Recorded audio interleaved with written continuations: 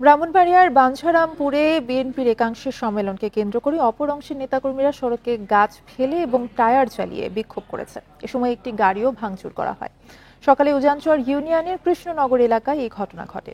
জানা যায়, একই জায়গায় বিএনপির একটি পক্ষ সম্মেলন এবং অপর পক্ষ জাতীয় বিপ্লব ও সংহতি দিবস পালনের কর্মসূচি দেয়।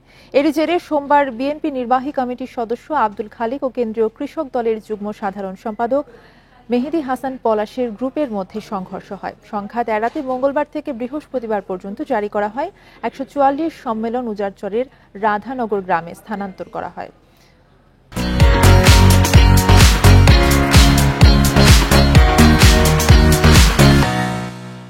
এরই জেরে সকালে বাঞ্ছারামপুর হোমনা সড়ক অবরোধ ও আগুন জ্বালিয়ে বিক্ষোভ করেন সাবেক এমপি আব্দুল খালেকের নেতৃত্বাধীন বিএনপির নেতাকর্মীরা। পরে পুলিশ ঘটনাস্থলে এসে পরিস্থিতি নিয়ন্ত্রণে আনে।